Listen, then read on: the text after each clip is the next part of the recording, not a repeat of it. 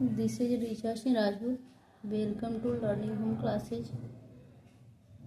आज पढ़ने वाले हैं क्लास 6 जियोग्राफी एनसीईआरटी चैप्टर 2। ठीक है, इसमें हम देखेंगे ग्लोब। ग्लोब में क्या देखना है? अक्षांश और देशांतर। पहले तो हम जाने अक्षांश और देशांतर होता क्या है। इसको हम एक रफ पेज पे बताने वाले, क्योंकि बुक पे पॉसिबल नहीं है समझा पाना। हम अभी तो बोर्ड के साथ नहीं है, इसलिए बुक में जब पढ़ा रहे हैं तो एक रफ पेज पे इसको समझाने जा रहे हैं अक्षांश और देशांतर है क्या। ठीक है तो पहले हम एक गोला लेते हैं। ठीक है, इसमें इसको क्या करते हैं, पृथ्वी का एक मॉडल मानते हैं। ठीक है, इसके बीचों बीच एक लाइन रेखा खींचते हैं, जिसको क्या बोला जाता है? इस बीचों बीच को विषुवत रेखा या भूमध्य रेखा बोलते हैं। सॉरी, विषुवत वृत्त या भूमध्य वृत्त इसको बोलते हैं। इस लाइन से ये क्या कर दिया, एक गोले को, एक स्फीयर को क्या कर दिया, दो भागों में बराबर दो भागों में बांट दिया। ऊपर वाले को क्या बोलते हैं? उत्तरी गोलार्ध। क्या बोलते हैं इसको? ये जो ऊपर वाला हाफ इतना जो आया ये हमारा है उत्तरी गोलार्ध। ठीक है, ऊपर वाला पार्ट। और नीचे वाला क्या है हमारा? दक्षिणी गोलार्ध। यहाँ से मतलब गोलार्ध मतलब गोला का आधा। ठीक है, गोला को इंग्लिश में एस्फेयर बोलते हैं। क्या बोलते हैं? A sphere, SPHER। स्फेयर मतलब गोला। ठीक है, और Hemy a sphere, HEMI, Hemy a sphere, SPHER। ठीक है, SPHER। हेमी एस्फेयर मतलब गोलार्ध। क्या होएगा? इसको समझने के लिए इंग्लिश और हिंदी दोनों जानना जरूरी है। जरूरी नहीं कि सिर्फ हिंदी बोल देना से इंग्लिश, कुछ वर्ड होता है जिसको इंग्लिश और हिंदी को लेकर चलते हैं तो अच्छे से समझ में आता है। एस्फेयर मतलब गोला, हेमी एस्फेयर मतलब गोलार्ध, सर्कल मतलब वृत्त, और सेमी सर्कल मतलब अर्धवृत्त यानी वृत्त का आधा भाग। ठीक उसी प्रकार जो हमारा पृथ्वी है वो क्या है? गोला आकार है, गोलाकार है। ठीक है, उसको हम सर्कुलर नहीं बोल सकते, वृत्ताकार नहीं बोल सकते, गोलाकार है। ठीक है, तो गोलाकार यानी गोला के शेप में हमने यहाँ क्या किया, एक गोला लिया। ठीक है, यानी स्फीयर का शेप बनाया। इसको दो बराबर भागों में मैंने बांट दिया। इस जो लाइन यहाँ से यहाँ जो इसके सेंटर से बीचों बीच गुजर रहा है, जो एक गोले को दो बराबर भागों में बांट दिया, हाफ इधर और हाफ पोर्शन इधर, तो इसको हम क्या बोलेंगे? ये वाला जो है ये विषुवत वृत्त है, या इसी को हम भूमध्य वृत्त बोलते हैं। ये 0 डिग्री, इस पे कितना डिग्री का एंगल बनता है? 0 डिग्री। ठीक है, हिंदी में 0 अंश बोलेंगे। ठीक है, इसका पूछा जाए कि ये कितना डिग्री, तो 0, चाहे यहाँ से अगर गुजरे, ठीक है, बीचों बीच, ठीक है, इसको ये भी 0 डिग्री पे ही रहेगा। ठीक है, यानी जो मेन यहाँ से भी गुजरेगा, जो इस सर्कल को दो भागों में बांट दिया, इधर एक पार्ट पूर्वी गोलार्ध और इधर पश्चिमी गोलार्ध, तो ये वाला लाइन क्या हुआ? लॉन्गिट्यूड कहलाया। ठीक है, तो ये वाला आधा इधर आधा, तो ये क्या कर दिया, ये पूर्वी गोलार्ध, ये पूर्वी और ये पश्चिमी। उसी तरह जब ये वाला जो मेन जिसको विषुवत वृत्त बोलते हैं, भूमध्य वृत्त बोलते हैं, इस गोले को ये क्या कर दिया, दो बराबर भागों में बांट दिया। ऊपर वाला उत्तरी गोलार्ध, नीचे वाला दक्षिणी गोलार्ध। ये क्या है? नॉर्दर्न हेमीस्फीयर, और नीचे वाला सदर्न हेमीस्फीयर। ये क्या हमारा? उत्तरी गोलार्ध। ठीक है, ऊपर वाला क्या हो गया? ये सारा ऊपर वाला पोर्शन जो है वो हमारा उत्तरी गोलार्ध हो गया। ठीक नीचे में आएंगे, ये जो दिख रहा है हाफ पोर्शन गोला का, ये दक्षिणी गोलार्ध है। क्या है? दक्षिणी गोलार्ध। गोलार्ध यानी गोला का आधा, अर्ध मतलब आधा, गोल जोड़ अर्ध गोलार्ध। ठीक है, तो इसको इंग्लिश में बोलते हैं सदर्न हेमीस्फीयर। इंग्लिश में SOUTHERN, सदर्न हेमीस्फीयर, हेमीस्फीयर। ठीक है, यहाँ पे तो उत्तरी ध्रुव, सॉरी दक्षिणी ध्रुव है। ठीक है, यहाँ पे कौन सा है? सदर्न पोल, और यहाँ पे नॉर्दर्न पोल। ठीक है, और ये हमारा रहा पूरा जो गोला है वो उत्तरी गोलार्ध में आया। उत्तरी गोलार्ध में उत्तरी ध्रुव और दक्षिणी गोलार्ध में हमारा दक्षिणी ध्रुव, यानी नॉर्दर्न पोल और सदर्न पोल। ये हमारा गोलार्ध हो गया। ठीक है, अब गोलार्ध में यहाँ पे क्या होता है हमारा? कर्क रेखा। कर्क रेखा ये कितना डिग्री पे होता है? कितना डिग्री का एंगल बनाता है? 23.5 डिग्री, 23.5 डिग्री का एंगल कर्क रेखा। ठीक है, 0 डिग्री विषुवत वृत्त या भूमध्य वृत्त। इधर हमारा 23.5 डिग्री पे कौन सा बनता है? इधर दक्षिणी गोलार्ध में मकर रेखा। ठीक है, कौन सा रेखा? मकर रेखा। कर्क रेखा को इंग्लिश में बोलते हैं ट्रॉपिक ऑफ कैंसर, ठीक है। और मकर रेखा को इंग्लिश में क्या बोलते हैं? ट्रॉपिक ऑफ कैप्रिकॉर्न, ठीक है, कैप्रिकॉर्न और इसको कैंसर याद रखना है। तो कर्क रेखा उत्तरी गोलार्ध में और दक्षिणी गोलार्ध में हमारा मकर रेखा है, ठीक है। अभी तक हमने सिर्फ गोला समझा, गोला यानी पूरा सर्कल, जो ये स्फीयर के शेप में है यानी गोला इसको बोलेंगे, ठीक है। और जब इसको दो बराबर भागों में बांटेंगे तो गोलार्ध हो जाएगा, ऊपर वाला को उत्तरी गोलार्ध, नीचे वाला को दक्षिणी गोलार्ध। अगर ऐसे देखते हैं तो ये वाला पोर्शन जो है वो, इधर वाला जो पोर्शन है वो हमारा पूर्वी गोलार्ध है, ये वाला पश्चिमी गोलार्ध हो गया ये वाला, ठीक है। ये उत्तरी गोलार्ध है, ये हमारा दक्षिणी गोलार्ध है, ये वाला पूर्वी गोलार्ध है और ये हमारा पश्चिमी गोलार्ध है, ठीक है। ये टोटल पार्ट पूर्वी गोलार्ध, ये टोटल पश्चिमी, और ये उत्तरी गोलार्ध है, ये हमारा दक्षिणी गोलार्ध है। तो कर्क रेखा किस गोलार्ध में आता है? उत्तरी गोलार्ध में। मकर रेखा किस गोलार्ध में? दक्षिणी गोलार्ध में। कितने डिग्री पे ये है कर्क रेखा? मकर रेखा 23.5 डिग्री, कर्क रेखा 23.5। विषुवत वृत्त हमारा या भूमध्य वृत्त, जिसको कुछ लोग भूमध्य रेखा भी बोलते हैं, ये जो बीचों बीच दो बराबर भागों में गोला को बांटती है वो हमारा भूमध्य वृत्त है, जो कि बीचों बीच इस गोला को दो भागों में बांट दी, ठीक है। अब आते हैं इसके, ये सबसे बड़ा अक्षांश है, पूछा जाए कि सबसे बड़ा अक्षांश का क्या नाम है, तो भूमध्य वृत्त या हमारा जो विषुवत वृत्त वो सबसे बड़ी अक्षांश होती है, ठीक है। अक्षांश क्या है? लेटा हुआ लाइन, लेटीट्यूड। लैटीट्यूड का हिंदी, लेटीट्यूड मीन्स LATITUD, ठीक है। लैटीट्यूड का हिंदी होता है अक्षांश, अक्षांश, ठीक है। चैप्टर का ही नाम है अक्षांश और देशांतर, तो हम इसको अक्षांश देशांतर को यहाँ पे रफ में हम समझा रहे हैं, ठीक है। तो ये हमारा अक्षांश हुआ, लेटा हुआ लैटीट्यूड, लैटीट्यूड को हिंदी में अक्षांश बोलते हैं। अब longitude, LONGI, longitude, TUD, longitude मतलब देशांतर, ठीक है। अब देशांतर, ये जो लॉन्ग है यानी लंबा वाला लॉन्गिट्यूड, और ये लेटा हुआ लैटीट्यूड। इसके पैरेलल, इस लैटीट्यूड के पैरेलल जो भी हम लाइन खींचते हैं ये भी सारे क्या हैं? जो उत्तरी ध्रुव की तरफ जा रहे हैं तो उत्तरी अक्षांश, ठीक है। और ये इसके पैरेलल, इस विषुवत वृत्त जिसको भूमध्य वृत्त भी कहते हैं, इंग्लिश में इसको इक्वेटर बोलते हैं। क्या बोलते हैं? ये बीचों बीचों लाइन जो क्या करता है, पृथ्वी के दो भागों में बांट रहा है, उसको हम इक्वेटर बोलते हैं, ठीक है। इंग्लिश में इक्वेटर, हिंदी में विषुवत या भूमध्य, ठीक है। विषुवत या भूमध्य कितना डिग्री पे होता है? 0 डिग्री का एंगल बनाता है, ठीक है। तो ये हो गया हमारा भूमध्य रेखा या भूमध्य वृत्त बोले, विषुवत वृत्त। इसके पैरेलल जो ऊपर जा रहा है वो हमारा क्या है? उत्तरी अक्षांश, ठीक है।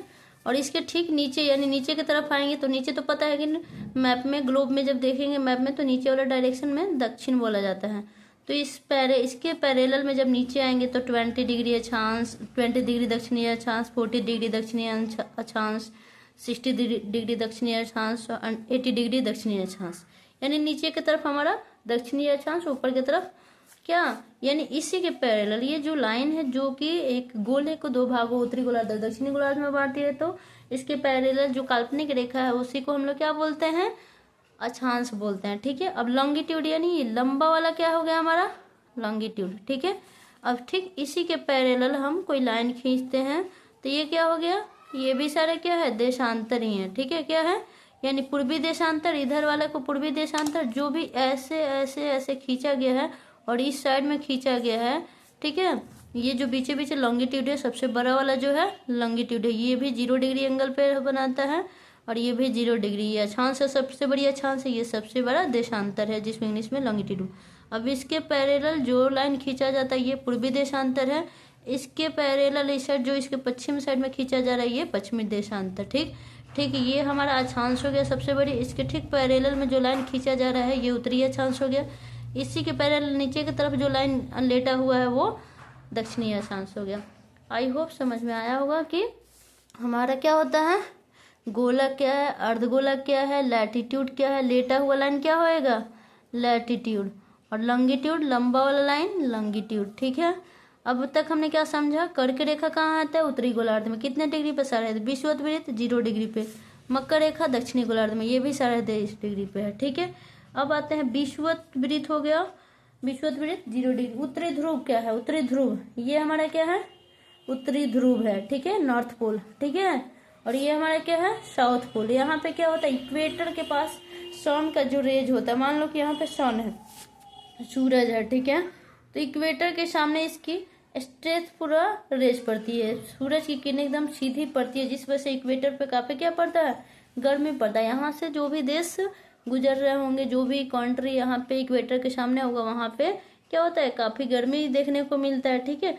और ध्रुव की तरफ जाने के बाद क्या होता है, इधर ध्रुव पे काफी ठंडा पड़ता है, और यहाँ तक आते आते काफी क्या बोलते हैं, फ्रीजेड जोन देखने को मिलता है, ठीक है। यहाँ बर्फ देखने को मिलेगा। कहाँ, दक्षिणी ध्रुव में भी क्या होता है, इक्वेटर से जैसे हम आते हैं ध्रुव की तरफ, तो यहाँ ठंडा, और इक्वेटर के पास काफी ज्यादा गर्मी महसूस होती है, ठीक है, क्योंकि सन की किरणें डायरेक्ट यहाँ पे पड़ती है, ठीक है। जब हमारा अर्थ चक्कर लगाता है तो हमारा जो इक्वेटर होता है सन के रेज के सामने स्थित पड़ता है, जिस वजह से वहां पे क्या होता है, काफी गर्मी पड़ती है। जबकि हमारा जो उत्तरी गोलार्ध, उत्तरी ध्रुव है और दक्षिणी ध्रुव है, यहाँ पे ठंडा देखने को मिलता है, यहाँ पे जो भी इसके करीब में एरिया होगा, ठीक है। अब आते हैं हमारा उत्तरी ध्रुव 90 डिग्री पे। अच्छा, यहाँ पे देखेंगे, यहाँ पे 90 डिग्री का एंगल बना रहा है, ये रहा हमारा यहाँ से यहाँ उत्तरी ध्रुव, कितना पे 90 डिग्री पे क्या हमारा उत्तरी ध्रुव। और दक्षिणी ध्रुव भी क्या है, इधर से इधर चलेंगे तो हमारा दक्षिणी ध्रुव जो है कितना डिग्री का एंगल बना रहा है, 90 डिग्री का, ठीक है। इसके अलावा हमारा क्या है, विषुवत वृत्त। विषुवत वृत्त कितने का बनेगा, अच्छा हम फिगर में देखते हैं, ठीक है। अब इसको यहाँ तक हो गया, ये रफ काम था, बुक में इसको समझाया गया है, यहाँ पे देखेंगे। ये हमारा उत्तरी ध्रुव हो गया, यहाँ से यहाँ वाला हमारा उत्तरी ध्रुव का पार्ट है, ठीक है। यहाँ से यहाँ हमारा दक्षिणी ध्रुव का पार्ट है। ये जो बीचों बीच जो लाइन जा रहा है, जिसको विषुवत वृत्त लिखा गया है, इसको हम क्या बोल सकते हैं, और भूमध्य वृत्त भी बोलते हैं, इंग्लिश में इसको इक्वेटर बोला जाता है। ये वाला लाइन जो कि कितना डिग्री पे है, 0 डिग्री पे। आई होप समझ में आ रहा होगा यहाँ तक, ठीक है। ये हो गया उत्तर ध्रुव और दक्षिण ध्रुव और विषुवत वृत्त, 3 चीजें हमने देख लिया। अब क्या आता है हमारा ये कर्क रेखा। कर्क रेखा किस में है, उत्तरी ध्रुव में या दक्षिणी ध्रुव में, तो उत्तरी ध्रुव में हमारा कर्क रेखा है। इंग्लिश में इसको बोलते हैं ट्रॉपिक ऑफ कैंसर, जो कि कितने डिग्री पे एंगल बनाता है, कितने डिग्री पे है कर्क रेखा हमारा, 23.5 डिग्री, 23.5 डिग्री उत्तर की तरफ है, ठीक है। और हमारा जो मकर रेखा है, यहाँ पे देखेंगे मकर रेखा, ये भी कितना पे है, 23.5 यानी 23.5 डिग्री दक्षिण की तरफ है, ठीक है।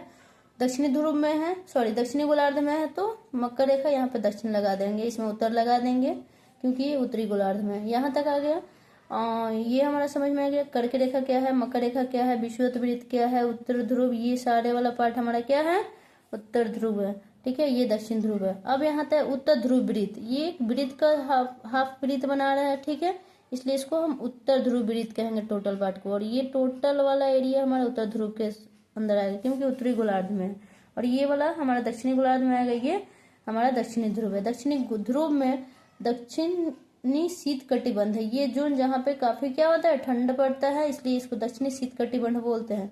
अब दक्षिण ध्रुव वृत्त, ये जो वृत्त बना है कितना डिग्री पे है, 66.5 डिग्री, यानी 66.5 डिग्री दक्षिण की तरफ है। तो दक्षिणी ध्रुव वृत्त पूछा जाए कितना एंगल, तो कितना 66.5 का मतलब होता है 66.5 डिग्री दक्षिण। ये हमारा दक्षिणी ध्रुव वृत्त है। अब उत्तर ध्रुव वृत्त जो है हमारा, ये भी कितना पे है, 66.5 यानी 66.5 डिग्री उत्तर की तरफ है। अब तक हमने क्या समझा, उत्तर ध्रुव, दक्षिण ध्रुव, दक्षिणी ध्रुव वृत्त, उत्तर ध्रुव वृत्त। और अब आते हैं ये अंदर में उत्तरी शीत कटिबंध, ठीक है। यहाँ पे एरिया जो भी जोन होगा वहां पे क्या होएगा, पूरा ठंड पड़ेगा, इसलिए इसको उत्तर शीत कटिबंध बोलेंगे, ठीक है। अब यहाँ से यहाँ जब आएंगे उत्तरी ध्रुव में, ये तो हमारा उष्ण कटिबंध हो गया, ठीक है, गर्मी पड़ने वाला एरिया यहाँ पे, क्योंकि विषुवत रेखा के पास है, इसलिए ये उष्ण कटिबंध हो गया। अब यहाँ से हम जैसे ऊपर की तरफ जाते हैं तो क्या होगा, ध्रुव के पास आते आते काफी बर्फ वाला एरिया में आ गए, यहाँ तो काफी ज्यादा गर्मी महसूस होगा, इसलिए ये यहाँ वाला एरिया उष्ण कटिबंध कहलाएगा। ये कर्क रेखा से ऊपर जाएंगे और उत्तर ध्रुव के पास में, तो उत्तरी शीतोष्ण कटिबंध, ठीक है, हल्का ठंडा शीत और उष्ण शीतोष्ण, शीतोष्ण को ब्रेक करेंगे, तोड़ेंगे, तो शीत प्लस उष्ण शीतोष्ण, यानी कर्क रेखा के ऊपर जाएंगे, ठीक है। विषुवत वृत्त से जैसे जैसे ऊपर जाएंगे, ये विषुवत वृत्त वाला एरिया तो उष्ण कटिबंध में आएगा, क्योंकि उष्ण मतलब गर्मी, तो गर्मी वाला कटिबंध है, मतलब ये कौन सा जोन में आएगा, टेम्परेट जोन में आ गया, ठीक है। लेकिन यहाँ पे आएंगे उत्तरी शीतोष्ण कटिबंध, ये तो नॉर्दर्न पोल में है, यानी सॉरी नॉर्दर्न पोल के पास है और नॉर्दर्न हेमिस्फीयर में है, इसलिए इसको उत्तरी शीतोष्ण कटिबंध। शीतोष्ण मतलब ठंडा और गर्मी दोनों पड़ेगा। मतलब कि यहाँ कर्क रेखा के उत्तरी ध्रुव में होने की वजह से विषुवत वृत्त की वजह से थोड़ा सा उष्णता देखने को मिलेगा, और ध्रुव के पास होने की वजह से थोड़ा सा क्या बोलते हैं, ठंडा, जिस वजह से उत्तरी शीतोष्ण कटिबंध कहलाएगा ये। ठीक है, क्योंकि ये वाला जो एरिया है यहाँ पे सारा, तो यहाँ पे दोनों देखने को मिलेगा, शीतोष्ण गर्मी और ठंडा दोनों का मिक्सचर यहाँ देखने को मिलेगा, इसलिए इसको उत्तरी शीतोष्ण कटिबंध बोला जाता है। ये उत्तर ध्रुव हुआ। अब आते हैं हम कर्क रेखा समझ में गया, उष्ण कटिबंध, क्योंकि ये कहाँ पे है, विषुवत रेखा के करीब में है, इसलिए वो जोन क्या कहलाएगा, उष्ण कटिबंध। ठीक है, अब आते हैं विषुवत रेखा से नीचे। ठीक है, यानी दक्षिणी गोलार्ध की तरफ हम बढ़ते हैं, तो इसमें मकर रेखा है हमारा। ठीक है, और यहाँ दक्षिणी शीतोष्ण कटिबंध, क्योंकि इधर साइड में जब नीचे साइड में आते हैं, किससे, विषुवत वृत्त के नीचे आएंगे जब, तो विषुवत वृत्त पे तो मान लेते हैं गर्मी है, लेकिन वहां से जैसे जैसे ध्रुवों की तरफ आते हैं तो क्या होता है, टेम्परेचर कम होगा यहाँ पे, तो पूरा बर्फ गिरता है ध्रुवों पे। ठीक है, तो यहाँ वाला एरिया प्लस यहाँ के करीब होने की वजह से इधर से जो है वो क्या है, उष्ण है, लेकिन यहाँ से जो है वो क्या है, शीत है, तो दोनों मिलके क्या बन जाएगा, शीतोष्ण। ठीक है, विषुवत वृत्त और जो ध्रुव की तरफ का मिक्सचर एरिया है वो क्या हो जाएगा, शीतोष्ण कटिबंध, यानी दक्षिणी शीतोष्ण कटिबंध, और ये क्या हमारा उत्तरी शीतोष्ण कटिबंध। ठीक है, उत्तरी शीतोष्ण और दक्षिणी, और यहाँ पे पूरा उष्ण यानी गर्मी पड़ेगा। ठीक है, उत्तरी शीत कटिबंध, क्योंकि ये पूरा शीत वाला एरिया बर्फीले एरिया में है, इसलिए उत्तरी शीत कटिबंध, और ये दक्षिणी शीत कटिबंध, क्योंकि ये पूरा पोल, ये क्या बोलते हैं, दक्षिणी पोल के अंदर यानी दक्षिण ध्रुव के अंदर का एरिया, इसलिए दक्षिणी शीत कटिबंध। ठीक है, आई होप ये चीजें समझ में अच्छे से आई होगी। और हमने अक्षांश और क्या समझाया, अक्षांश और देशांतर हमने ऐसे समझाया। अक्षांश किसको बोलते हैं, ये लंबे सा हमारा विषुवत वृत्त हो गया, सबसे बड़ा विषुवत वृत्त। अक्षांश कौन होगा, तो विषुवत वृत्त बोलेंगे, इक्वेटर बोलेंगे, भूमध्य रेखा, भूमध्य वृत्त बोलेंगे। ठीक है, और इसके पैरेलल में जो काल्पनिक रेखा खींचा जाता है उसी को हम लोग क्या बोलेंगे, दक्षिणी अक्षांश है यहाँ पे जो भी इस, ठीक इसके पैरेलल में उत्तर की तरफ जो लाइन खींचे जाएंगे, जो काल्पनिक रेखा खींचे जाएगी वो उत्तरी अक्षांश कहलाएगी। ठीक है, अब आते हैं हमारा पूर्वी देशांतर। ये हमारा बड़ा वाला देशांतर हो गया, जो कि क्या कर रहा है, इसको हमको पूर्वी और उत्तरी गोलार्ध में बांट रहा है। एक गोले को किस में, पूर्वी गोलार्ध, पूर्व वाला पार्ट पूर्वी गोलार्ध, और इसके पीछे वाला पश्चिमी गोलार्ध। तो इसके पैरेलल में जो खींचा जाएगा, ठीक है, गोला जो देशांतर रेखाएं खींची जाएगी वो पूर्वी देशांतर कहलाएगी, और इसके पैरेलल में इसके पीछे साइड खींचेगा वो पश्चिमी देशांतर। तो पश्चिमी देशांतर, पूर्वी देशांतर, उत्तरी गोलार्ध, दक्षिणी गोलार्ध और उत्तरी अक्षांश और दक्षिणी अक्षांश, इससे समझ में आया होगा। अक्षांश और लेटा हुआ लैटिट्यूड, लैटिट्यूड यानी अक्षांश, और लंबा जो है लॉन्गिट्यूड। ठीक है, लॉन्ग वाला लॉन्गिट्यूड है, लेटा हुआ लैटिट्यूड। इसके पैरेलल, इसके पैरेलल, इसके पैरेलल वाला लाइन याद होना चाहिए। और यहाँ तक हमने इससे भी कवर किया, उत्तरी ध्रुव, दक्षिणी ध्रुव, दक्षिणी शीतोष्ण कटिबंध यानी विषुवत वृत्त से थोड़ा सा दूरी तक तो गर्मी रहेगा ही, प्लस ध्रुव की तरफ पूरा ठंडा ही ठंडा मिलेगा, तो दोनों को मिलाकर दक्षिणी शीतोष्ण, उधर उत्तरी ध्रुव और विषुवत वृत्त के करीब वाला जो एरिया होगा तो वो उत्तरी शीतोष्ण कटिबंध कहलाएगा। आई होप यहाँ तक समझ में आया होगा। मुझे समझाना क्या था, हमारा टॉपिक था अक्षांश और देशांतर, तो शायद आप लोग को ये समझ में आया होगा। क्लास 6 का ज्योग्राफी था। आगे हम थोड़ा चैप्टर देख लेते हैं। पिछले अध्याय में आप पढ़ चुके हैं कि हमारी पृथ्वी गोलाकार नहीं है। पृथ्वी पूरा गोला नहीं, इस वह में नहीं रहना है कि पृथ्वी हमारी कैसी है तो गोल है, ये नहीं कहना है। ठीक है, थोड़ा सा चपटा है। कहाँ पे, ऐसे जैसे कि एक मॉडल को इसलिए, सॉरी, एक ग्लोब को हमारा पृथ्वी का मॉडल इसलिए लिया जाता है क्योंकि ग्लोब में जैसे यहाँ पे दिख रहा है ना, ये वाला और ये वाला, ये हमारी पृथ्वी की अक्ष है। ठीक है, पृथ्वी का अक्ष। ऐसे ही हमारी पृथ्वी भी थोड़ा सा टिल्टेड है, झुका हुआ, स्लाइटली टिल्टेड है, यानी थोड़ी सी झुकी हुई है 23.5 डिग्री पे हमारी पृथ्वी भी। पूरा उसको हम गोल नहीं कह सकते, इसलिए ग्लोब को ही हम अपने पृथ्वी को समझने के लिए ग्लोब का सहारा लिया गया, क्योंकि इसको क्या बोला जाता है, अर्थ का एक मॉडल माना जाता है। ठीक है, एक small model of earth. Globe क्या है, एक स्मॉल मॉडल है। ठीक है, किसका, अर्थ का। इसलिए जब भी ग्लोब इसलिए इम्पोर्टेंट है क्योंकि हम अपने अर्थ को इसे समझते हैं। ठीक है, तो हमारी पृथ्वी गोलाकार है, यह उत्तर और दक्षिण ध्रुवों पर थोड़ी चपटी, ये हमारा हुआ उत्तरी ध्रुव और ये रहा दक्षिणी ध्रुव। यहाँ पे थोड़ा सा चपटी है यानी झुकी हुई है स्लाइटली, मध्य में थोड़ी उभरी हुई है, मध्य में क्या हुआ थोड़ा उठा हुआ है। ठीक है, क्या आप कल्पना कर सकते हैं कि यह कैसी दिखती है? इस संबंध में जानकारी प्राप्त करने के लिए आप अपनी कक्षा में सावधानीपूर्वक ग्लोब को देखिए।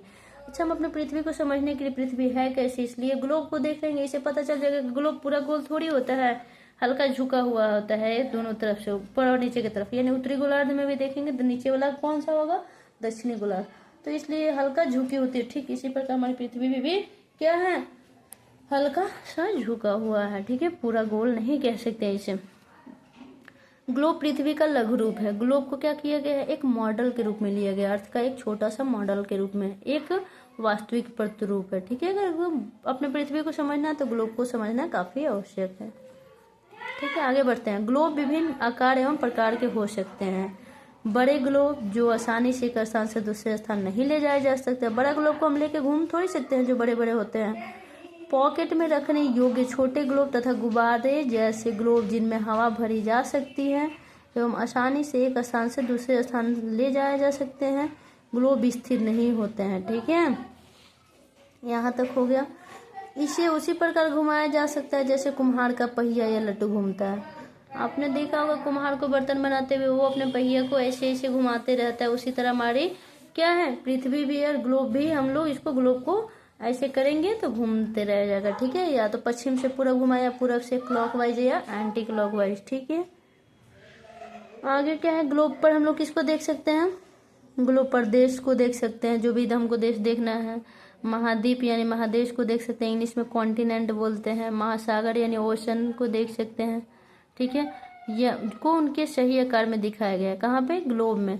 ग्लोब की इधर क्या, अब ये नहीं कि उतना बड़ा बड़ा जितना बड़ा साइज में है उसके पूरा साइज को ग्लोब पे दिखाया जाए, लेकिन हाँ ग्लोब एक मॉडल दिखा सकता है कि वो अगर बड़ा साइज में है तो ग्लोब को थोड़ा उसका बड़ा साइज बना के दिखाएगा, कोई चीज छोटा है तो उसको थोड़ा छोटा शेप में दिखाएगा।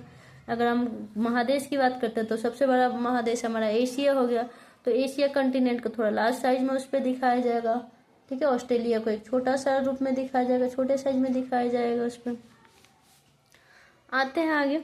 पृथ्वी के समान किसी गोले पर किसी बिंदु की स्थिति का वर्णन करना कठिन है। ठीक है, पृथ्वी के समान किसी गोले पर किसी बिंदु की स्थिति करना कठिन है। अब यह प्रश्न उठता है कि इस पर किसी स्थान की स्थिति कैसे बताई जा सकती है।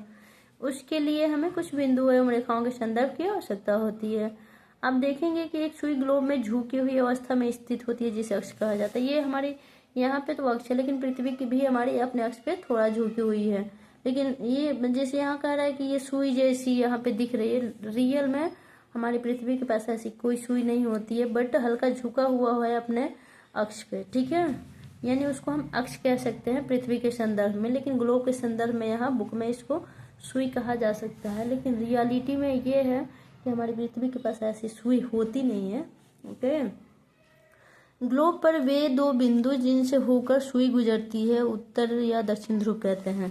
ये हमारा हो गया उत्तर ध्रुव और ये हमारा दक्षिण ध्रुव, जो यहाँ पे हमारा क्या दिख रहा है, हल्का सा सुई जैसे ग्लोब में दिख रहा है। ठीक है, ग्लोब को इस प्रकार सुई के चारों ओर पृथ्वी की भांति पश्चिम से पूर्व की ओर घुमाया जा सकता है। ठीक है, लेकिन याद रखें इन दोनों में एक अंतर है, ग्लोब और हमारी पृथ्वी में। क्या अंतर, कि पृथ्वी पर वास्तव में ऐसी कोई सुई नहीं होती है। ठीक है, यह अपने अक्ष पर चारों ओर घूमती है। ठीक है, पृथ्वी अपने अक्ष पर चारों ओर घूमती है बिना सुई के। ठीक है, जो एक काल्पनिक रेखा है उसको हम क्या बोल सकते हैं, जो ऐसे दिखाई देगा कि हाँ वो अपने अक्ष पे थोड़ा सा झुका, वो उसकी काल्पनिक रेखा है, ना कि सुई है। ग्लोब में ऐसा दिखाया जाएगा, बट हमारी पृथ्वी में ऐसी कोई सुई नहीं है, वो एक काल्पनिक रेखा है जिसको अक्ष बोलते हैं। ठीक है, इंग्लिश में एक्सिस बोलते हैं। अक्ष को क्या बोलते हैं, AXIS, एक्सिस यानी अक्ष। ओके, आगे बढ़ते हैं।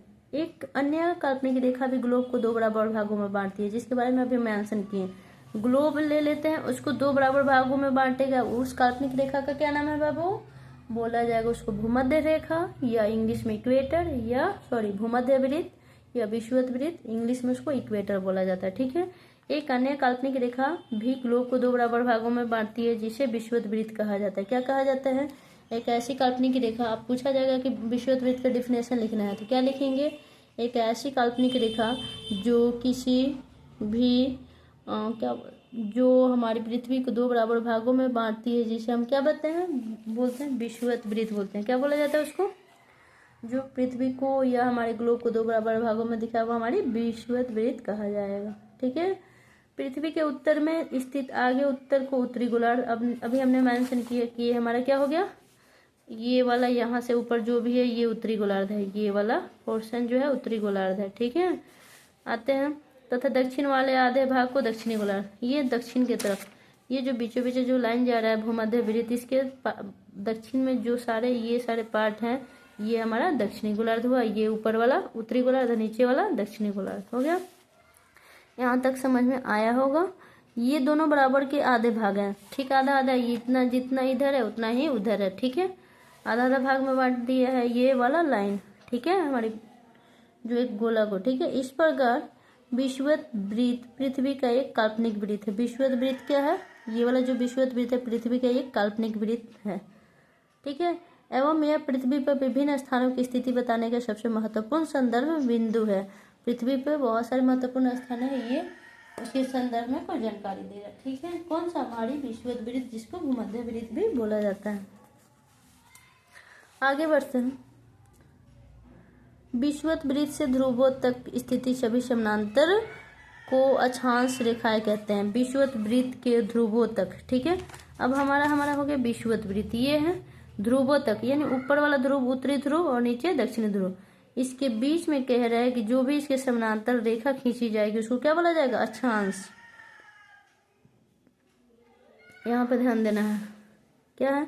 विषुवत वृत्त के ध्रुवों तक स्थित समानांतर वृत्तों को समानांतर रेखाएं या अक्षांश बोला जाता है। अक्षांशों को अंश में मापा जाता है, जैसे यहाँ पे दिखाया गया है। ठीक है, ये हमारा विषुवत वृत्त हो गया।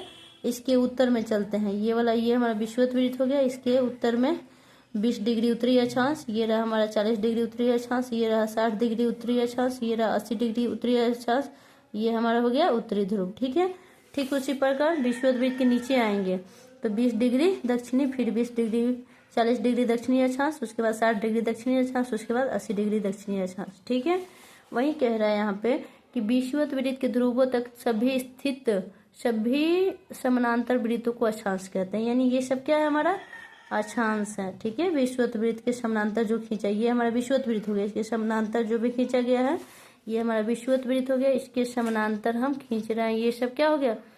अक्षांश हो गया। ठीक है, इस विषुवत वृत्त के समानांतर हम नीचे की तरफ भी खींचेंगे तो ये भी क्या हो गया? अक्षांश हो गया। ठीक, आगे देखते हैं। विषुवत वृत्त शून्य अंश को दर्शाती है। कितना को दर्शाएगा? विषुवत वृत्त जो हमारी है यहाँ पे 0 डिग्री बनेगा। ठीक है, यहाँ पे हमने लिखा है कि 0 डिग्री अक्षांश की जो विषुवत वृत्त, जिसको भूमध्य वृत्त बोलते हैं, इंग्लिश में इक्वेटर बोलते हैं, ये कितना डिग्री यहाँ पे कौन बनाएगी? कितना डिग्री का एंगल बन रहा है? 0 डिग्री का। हमेशा याद रखना विषुवत वृत्त या भूमध्य वृत्त कितना डिग्री बनाता है?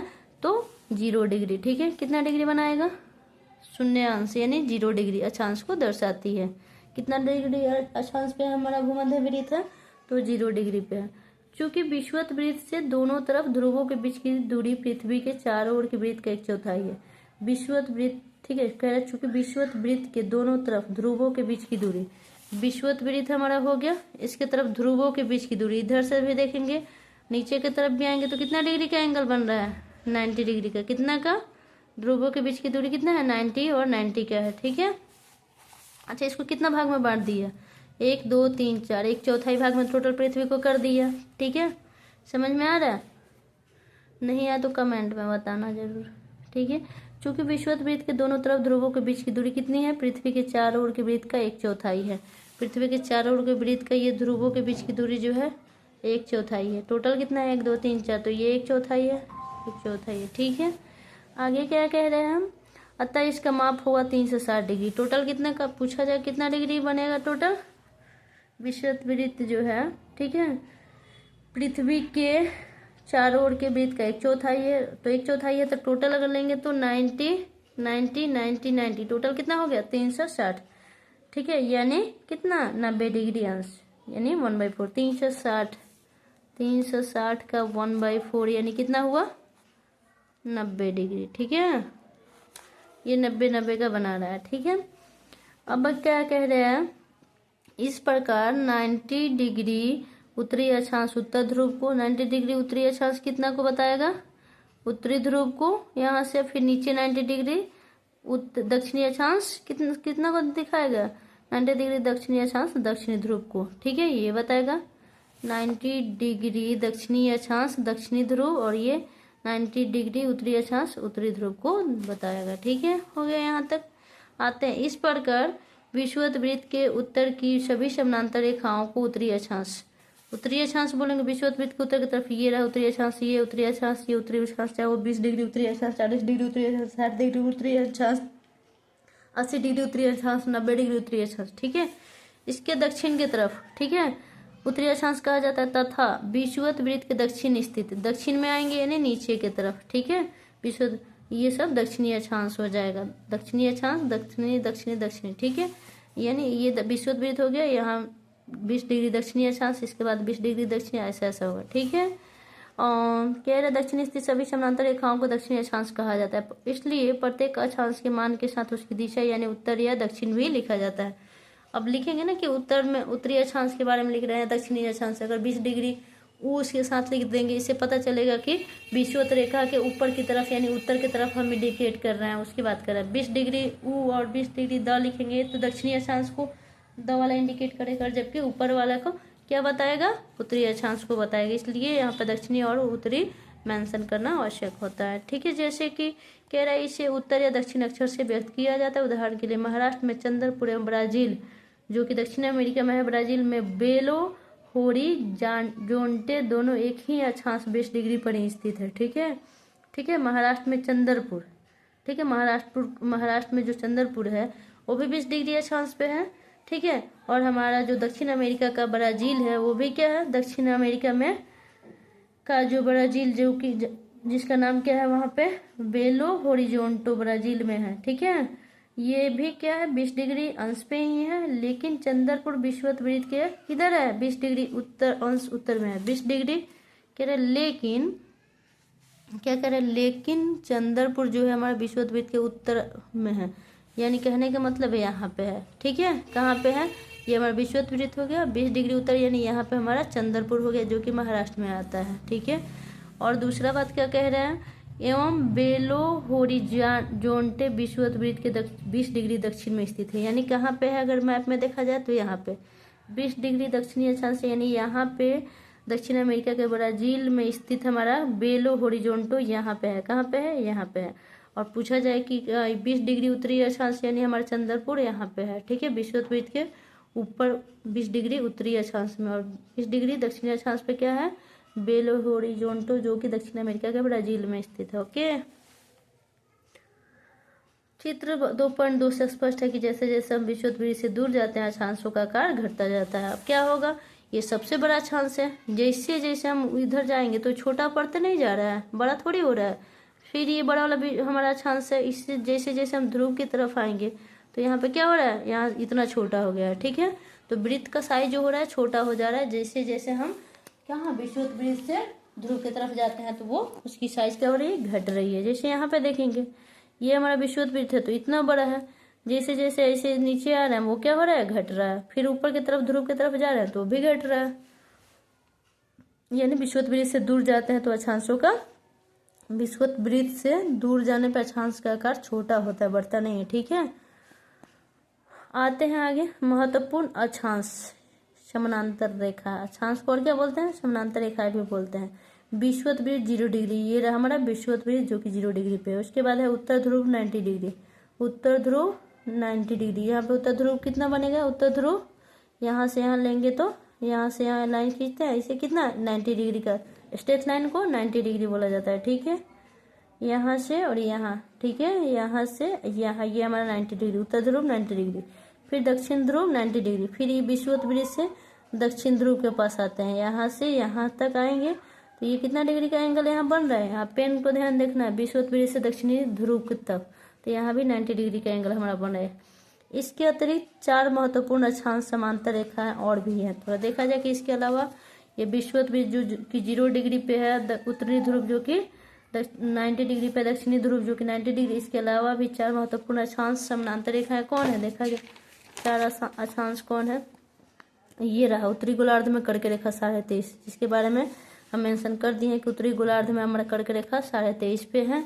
और क्या है, दक्षिणी गोलार्ध में यह हमारा मकर रेखा है कितना पे, 23.5 पे दक्षिणी गोलार्ध में। उसके बाद कह रहा है हमारा विषुवत वृत्त के 66.5। विषुवत वृत्त कहाँ पे है, इस फिगर में हम दिखाते हैं। विषुवत वृत्त दिख रहा है, विषुवत वृत्त। विषुवत वृत्त क्या है, विषुवत यहाँ पे क्या लिखा है हमारा, विषुवत वृत्त के 66.5 डिग्री उत्तर में उत्तर ध्रुव वृत्त। अब उत्तर ध्रुव वृत्त देखना है, क्या है, उत्तर ध्रुव वृत्त यहाँ पे है कितना पे है, 66.5 डिग्री पे उत्तर ध्रुव। विषुवत वृत्त के उत्तर की तरफ, विषुवत वृत्त के उत्तर की तरफ जाएंगे, फिर यहाँ से उत्तर ध्रुव वृत्त मिलेगा जो कि 66.5 डिग्री पे। ये भी क्या है हमारा अक्षांश है, इसके अलावा विषुवत वृत्त के अलावा, ठीक है। अब आते हैं दक्षिण ध्रुव वृत्त, ये भी कितना पे है, 66.5 दक्षिण। ये किधर है, विषुवत वृत्त के दक्षिण में दक्षिण ध्रुव वृत्त है जो कि 66.5 डिग्री एंगल का निर्माण कर रहा है। ओके, यहाँ तक समझ में आ गया। दक्षिण ध्रुव वृत्त और उत्तर ध्रुव वृत्त, मकर रेखा, कर्क रेखा, विषुवत वृत्त, उत्तर ध्रुव, दक्षिण ध्रुव, टोटल 6-7 था जो कि समझ में आया होगा। अब आते हैं पृथ्वी के ताप कटिबंध कौन कौन है। कर्क रेखा एवं मकर रेखा के बीच के सभी अक्षांशों पर सूर्य वर्ष भर में एक बार दोपहर में सिर के ठीक ऊपर होता है, इसलिए उस क्षेत्र में सबसे अधिक ऊष्मा प्राप्त होती है तथा इसे उष्ण कटिबंध कहा जाता है। क्या बोला जाता है, उष्ण कटिबंध।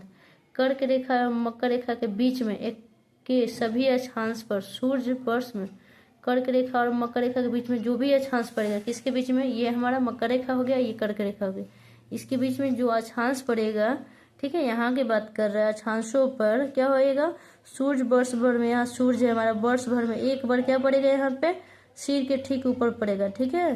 कर्क और मकर रेखा के बीच में जो अक्षांश है उसके बीच में सूर्य क्या होएगा, शरीर के ऊपर पड़ेगा, यहाँ ध्यान देना। ये हमारा कर्क रेखा हो गया, ये हमारा मकर रेखा हो गया। इसके बीच में क्या हमारा विषुवत रेखा है और क्या है, उष्ण कटिबंध है। यहाँ पे जो हमारा मान लो कि यहाँ पे सन है, ठीक है, ठीक सामने सर पे पड़ेगा, जिस वजह से यहाँ पे क्या होएगा, वर्ष में गर्मी पड़ेगा, क्या पड़ेगा, इसलिए इस क्षेत्र में सबसे अधिक ऊष्मा प्राप्त होती है और इस क्षेत्र को क्या बोलते हैं, उष्ण कटिबंध। अच्छा, ये वाला क्या होएगा, उष्ण कटिबंध। ये कहाँ है, कर्क और मकर के बीच में कौन सा है, विषुवत वृत्त है। और यहाँ पे जो क्या होएगा, सूर्य सीधे पड़ेगी, यानी सूर्य का किरण सीधे सर के ठीक ऊपर पड़ेगा, इस वजह से यहाँ पे काफी गर्मी पड़ेगी, इस वजह से यहाँ के क्षेत्र को क्या बोला जाता है, उष्ण कटिबंध बोला जाता है।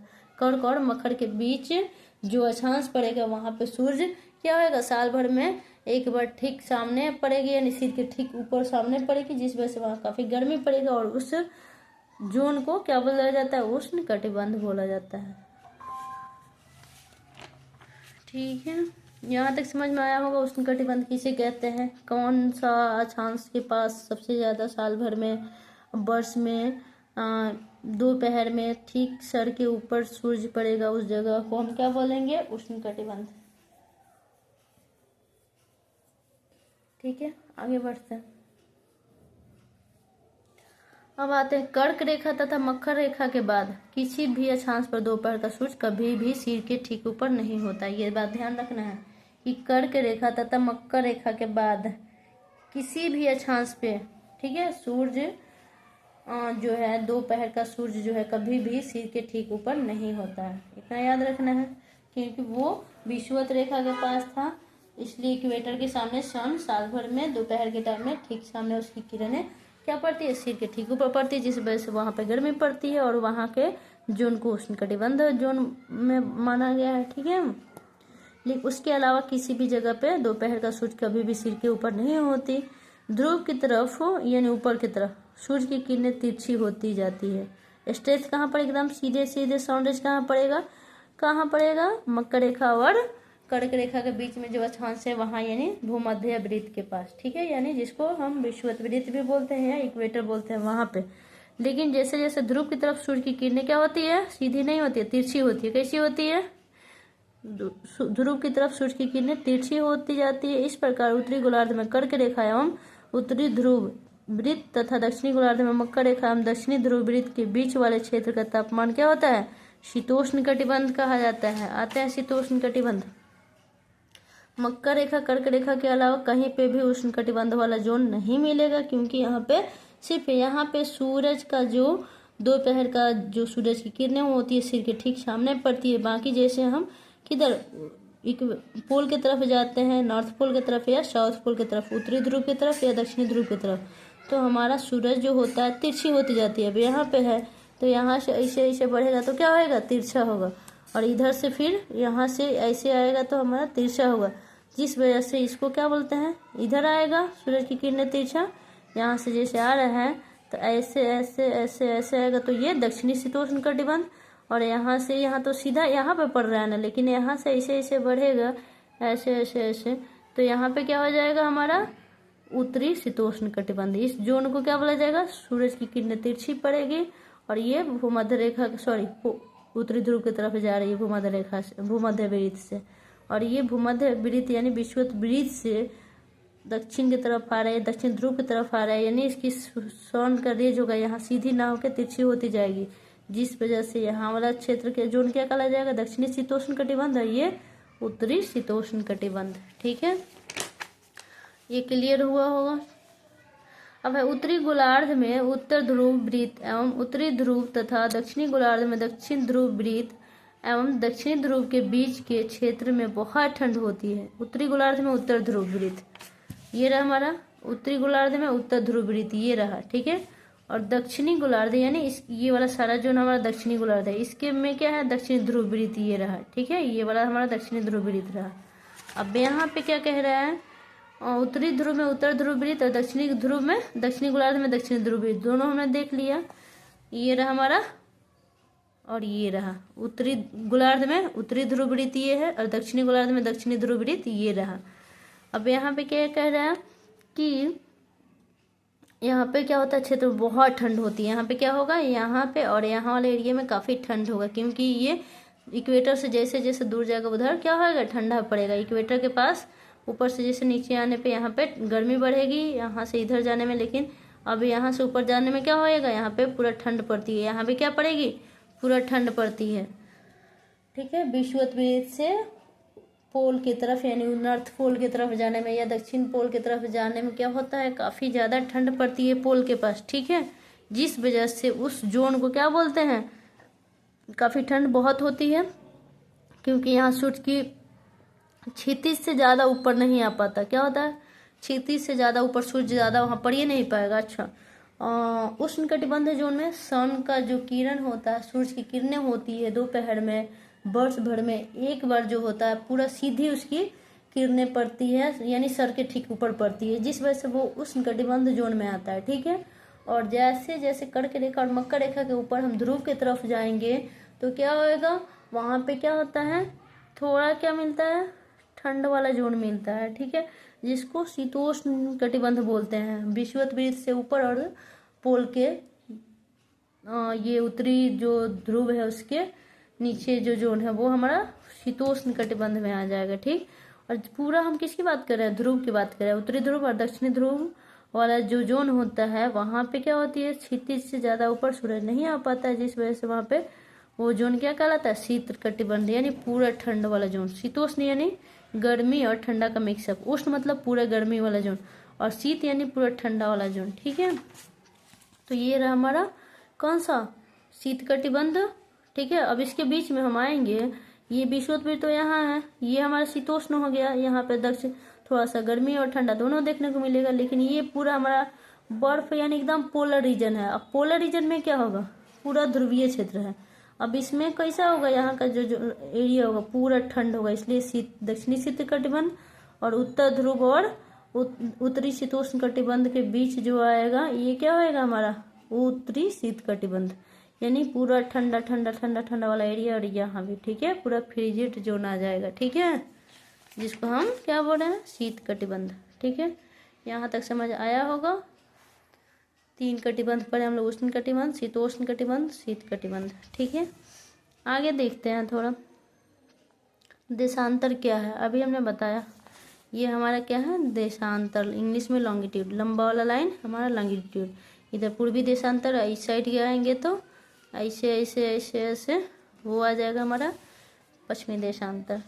तो किसी स्थान की स्थिति को बताने के लिए उसका उस स्थान के अक्षांश के अतिरिक्त कुछ और जानकारी की आवश्यकता भी होती है। ठीक है, आप देख सकते हैं कि प्रशांत महासागर में स्थित टोंगा द्वीप एवं हिंद महासागर में स्थित मॉरिशस द्वीप।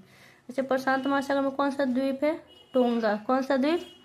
टोंगा द्वीप प्रशांत में, और हिंद महासागर में मॉरिशस द्वीप। एक ही अक्षांश 20 डिग्री, ठीक है, 000 दक्षिण पर स्थित है। ठीक है, उनकी सही स्थिति जानने के लिए यह पता करना होगा कि उत्तर ध्रुव को दक्षिण ध्रुव से जोड़ने वाली संदर्भ रेखा से पूर्व या पश्चिम की ओर इन स्थानों की दूरी कितनी है।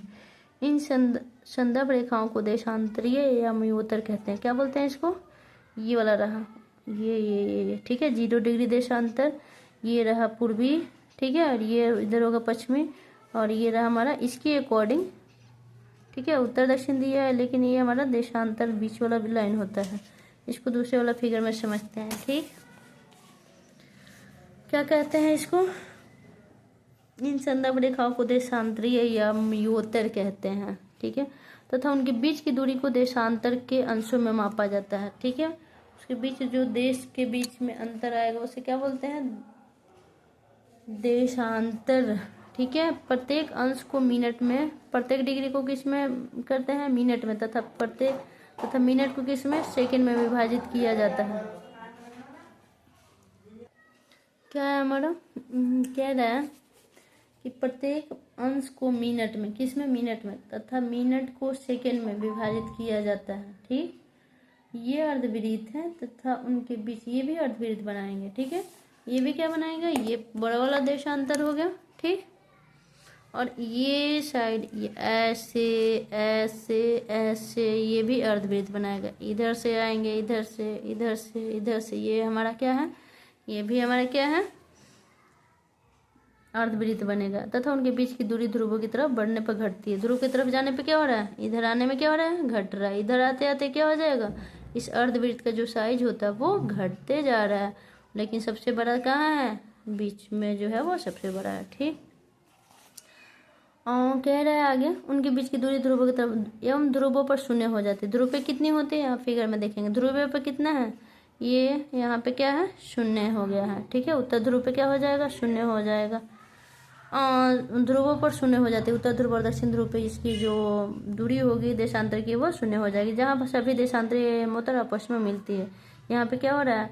सारे मिल रहे हैं जाके, ये वाला ये वाला ये वाला सब जाके क्या हो रहा है? ध्रुव पे ही मिल रहा है, जिस वजह से यहाँ पे ये क्या हो जाएगा? 0 डिग्री हो जाएगा। ठीक है, अक्षांश समानांतर रेखाओं से भिन्न सभी देशांतरीय या मयोत्तरों की लंबाई समान होती है। ठीक है, कह रहा है जो अक्षांश रेखा है भिन्न सभी देशांतरीय या मयोत्तरों की लंबाई समान होती है। ठीक है, अक्षांश यानी ये वाला। ठीक है, और क्या हमारा? देशांतर, ये वाला मेन हो गया, और यहाँ से ऐसे ऐसे ऐसे इधर आएंगे, ये सारे देशांतरीय हैं, और ये हमारा अक्षांश है, तो ये दोनों समान होगा। ठीक है, किसको छोड़ के? क्या कह रहा है बुक में? कह रहा है कि अक्षांश रेखाओं से भिन्न, ठीक है, सभी देशांतरीय मयोत्तरों की लंबाई क्या होती है? समान होती है। इसलिए इन्हें सिर्फ मुख्य संख्याओं में व्यक्त करना कठिन था। ठीक है, तब सभी देशों ने निश्चय किया कि ग्रीनविच, अब क्या कि समान होती है तो फिर अलग अलग इसको संख्या बताना मुश्किल है, तो फिर सबने डिसाइड किया कि ग्रीनविच, जहां ब्रिटिश राजकोषीय वेधशाला स्थित है, क्या है? ग्रीनविच को क्या किया गया? माना गया। वेधशाला स्थित है से गुजरने वाली मयोत्तर से पूर्व और पश्चिम की ओर गिनती शुरू की जाए। ठीक है, आगे इस मयोत्तर को प्रमुख मयोत्तर, ये हमारा प्रमुख मयोत्तर ये वाला, ठीक, इसको माना गया। कह रहा कि भाई इधर भी तो सेम है, ये 20 है, ये भी इधर से 20 है, अगर ये 30 है तो ये भी इसका 30 है अगला वाला। तो सभी क्या है? अक्षांश रेखाओं से भिन्न सभी देशांतरीय मयोत्तर की लंबाई क्या है? अक्षांश रेखा को छोड़ के बाकी जितने भी देशांतरीय मयोत्तर की लंबाई है वो समान है। तो फिर इसको क्या करना? इस संख्याओं को व्यक्त करना कठिन है। फिर सवेरे देश मिल के क्या किया? निश्चय किए ग्रीनविच, जहाँ ब्रिटिश राजकीय वेधशाला स्थित है, यहाँ से गुजरने लिए मयोत्तर से पूर्व, ठीक है, पूर्व और पश्चिम की ओर गिनती शुरू की जाए। ठीक है, पूर्व और पश्चिम की तरफ, तो यहाँ पे गिनती शुरू किया गया। ठीक है, नीचे की तरफ और ऊपर की तरफ। और इस यामी-उत्तर को प्रमुख यामी-उत्तर कहते हैं। प्रमुख यामी-उत्तर ये हो गया। ठीक है। इसका मान 0 डिग्री देशांतर है तथा यहाँ से हम 180 पूर्व या 180 पूर्व यानी ये 30 60 ऐसे कर करके बढ़ेंगे। इधर 180 फिर इधर करेंगे 180। ठीक है। 0 है, 30 है, ये 60 है। ठीक है। वैसे 90 करके 180 की तरफ। ठीक है। कह प्रमुख यामी-उत्तर तथा कहाँ से गणना करते हैं? 0 डिग्री तो हमारा प्रमुख ही हो गया। यहाँ से हम 180 पूर्व या 180 डिग्री पश्चिम तक गणना करते हैं। ठीक है। इसमें हमारा कहाँ तक दिखाया है? 60 तक। 0 डिग्री ये वाला मेन हो गया। यहाँ से पूरब 30 डिग्री पूरब, 60 डिग्री पूरब, 90 डिग्री पूरब, वैसे ही क्या हो जाएगा? 120, 150, 180। ठीक। इधर पूरब की तरफ आएंगे। ठीक। ये प्रमुख यामी-उत्तर से आएंगे इधर की तरफ। ठीक है। इधर की तरफ तो 30 डिग्री पश्चिम, 30 डिग्री 60 डिग्री पश्चिम, 90 डिग्री पश्चिम, उसके बाद 90 के बाद 30 जोड़ेंगे 120, 150, 180 यानी पश्चिम की तरफ आएंगे। फिर इधर पूरब की तरफ जाएंगे। ठीक। इतना तक हम लोग गणना करते हैं। ठीक है। 0 डिग्री देशांतर से 180 डिग्री पूरब की तरफ और 0 डिग्री प्रमुख यामी-उत्तर होगा। इधर यहाँ से 180 पूरब की तरफ गणना कर सकते हैं और इधर इसके पश्चिम में 180 डिग्री ये प्रमुख यामी-उत्तर है। यहाँ से यहाँ ऐसे करके 180 डिग्री पश्चिम तक गणना करते हैं। ठीक है। यहाँ तक समझ में आया होगा। आगे बढ़ते हैं। प्रमुख यामी-उत्तर तथा 180 डिग्री यामी-उत्तर मिलकर पृथ्वी को 2 समान भागों में पूर्वी गोलार्ध, इसके पहले हमने समझा दिया है। ये हमारा प्रमुख यामी-उत्तर है जो कि 0 डिग्री पे है और ये क्या करता है? हमारी इस गोला को, मान लो कि ये हमारा पृथ्वी हो गया, ये हमारा प्रमुख यामी-उत्तर हो गया जो 0 डिग्री पे है। ठीक है। और ये किस में भाग में बांट दिया? इधर वाला जो एरिया है ये वाला हमारा पूर्वी गोलार्ध हो गया और इधर वाला क्या हो गया? पश्चिमी गोलार्ध। ठीक है। इसके पहले में ऊपर वाला था उत्तरी गोलार्ध और नीचे वाला दक्षिणी गोलार्ध। इसमें क्या हो गया? इधर वाला हमारा पूर्वी गोलार्ध और इसके इधर साइड में पश्चिमी गोलार्ध, यानी यहाँ ये हमारा प्रमुख यामी-उत्तर हो गया। इधर वाला ये क्या हो गया? पूर्वी और इधर क्या हो गया हमारा? यहाँ से यहाँ पश्चिमी, यानी इसको 2 भागों में बांट दिया। ठीक। पूर्वी गोलार्ध और पश्चिमी गोलार्ध में विभक्त करती है। इसलिए किसी स्थान के देशांतर के आगे पूर्व, यहाँ पे लगा है पूर्व, 30 डिग्री पूर्व लगा है, 60 डिग्री पूर्व, उसमें उत्तर दक्षिण लगाना था अक्षांश में और देशांतर में किस में आएंगे? पूर्व और पश्चिम में। ठीक है। तो कह रहा है पृथ्वी को 2 भागों में पूर्वी गोलार्ध हम उत्तरी पश्चिमी गोलार्ध में विभक्त करती है। इसलिए किसी स्थान के देशांतर के आगे पूर्व के लिए अक्षर पू ये शॉर्टकट में। ठीक। तथा पश्चिम के लिए प का उपयोग करते हैं। यहाँ प लगा है यानी पश्चिम दर्शा रहा है, यानी ये क्या है? 30 डिग्री पश्चिम में है, ये 60 डिग्री पश्चिम में है। कहाँ से? प्रमुख यामी-उत्तर से। ये प्रमुख यामी-उत्तर से आगे है यानी पूरब की तरफ है। 30 डिग्री पूरब, 60 डिग्री पूरब, यानी 180 तक तो हम गणना कर सकते हैं, लेकिन इस फिगर में, इस मैप में हमको 60 डिग्री तक दिखाया है। ठीक है। यह जानना रोचक होगा कि 180 डिग्री पूरब और 180 डिग्री पश्चिम में यामी-उत्तर एक ही रेखा पर स्थित है। ठीक है। कहाँ पे है? एक ही रेखा पे, क्योंकि जाकर लास्ट में क्या हो जाएगा? ये तो छोटा होते जा रहा है ना, ये प्रमुख यामी-उत्तर हो गया। यहाँ से जाने में ये सब क्या हो जाएगा? छोटा पड़ेगा, फिर छोटा पड़ेगा। ये तो 30 है, 60 है, अगर 180 ले जाएंगे तो दोनों जाके क्या हो जाएगा? एक ही रेखा पे हो जाएगा। ठीक है। अब ग्लोब पर अक्षांश यानी समानांतर रेखा एवं देशांतरीय यामी-उत्तर को द्वारा ग्रिड बनी ग्रिड को देखो। अगर ये ग्रिड बना हुआ है, ये जाल जैसे, ठीक है, जैसे इधर से भी है ऐसा ऐसा ऐसा ऐसा। ठीक है। ये हमारा ग्रिड बन गया, ये हो गया, ये हो गया, यहाँ से लाइन, यहाँ से लाइन। अब ऐसे ऐसे ऐसे खींच दें, फिर इधर से खींचे, ये क्या बन रहा है? ग्रिड बन रहा है। ऐसे हो गया, ऐसे हो गया, ऐसे हो गया। ठीक है। ऐसे ऐसे खींच दिए। ठीक है। ये अक्षांश हो गया, ये सारे देशांतर हो गए। अब ये क्या बना रहा है? ग्रिड। ये और ये मिलके सब क्या बना दिए? ग्रिड बन गया। ये सब क्या बना रहा है? ग्रिड बना रहा है। ठीक है। कह रहे ग्रिड को देखो। अगर आपको किसी स्थान के अक्षांश या देशांतर की सही जानकारी हो तो ग्लोब पर आप उस स्थान का पता आसानी से लगा सकते हैं। अक्षांश और देशांतर पता हो तो पता चल जाएगा ग्लोब में वो स्थान किधर है, कहाँ पड़ेगा, उत्तर में या दक्षिण में या पूर्व में या पश्चिम में। ठीक है। उदाहरण के लिए असम में धुबरी 26 डिग्री उत्तर पे है। असम में 26 डिग्री उत्तर अक्षांश लिखा है। अक्षांश यानी किसकी बात कर रहा है? अक्षांश की बात कर रहा है। ये हमारा देशांतर है, ना कि अक्षांश यानी इधर की बात। 30 डिग्री यानी यहाँ पर। ठीक।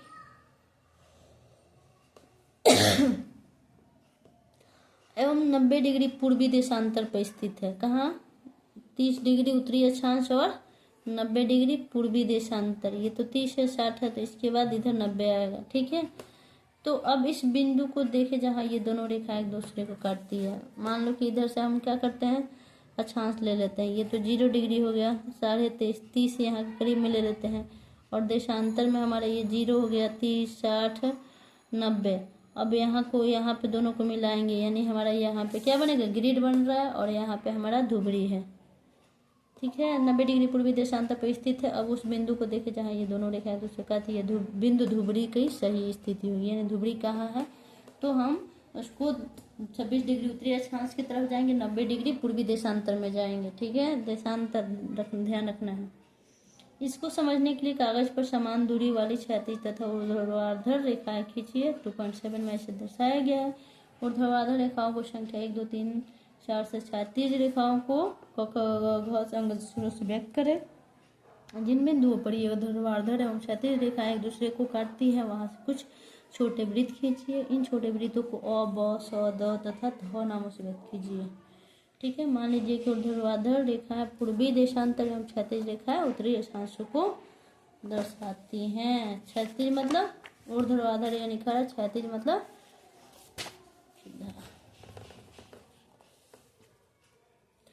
अब देखिए हमारा है 2.7 में ये तो सारा दिखाया गया है कि इसके आगे हमारा कौन सा पड़ेगा। जैसे ये हमारा ग्रीनिच हो गया, यहाँ पे जो देश होगा 1 घंटा प्लस आ गया, यानी ग्रीनविच से आगे, यानी अगर यहाँ पे हमारा 12 बज रहा है तो यहाँ पे 1 बजेगा।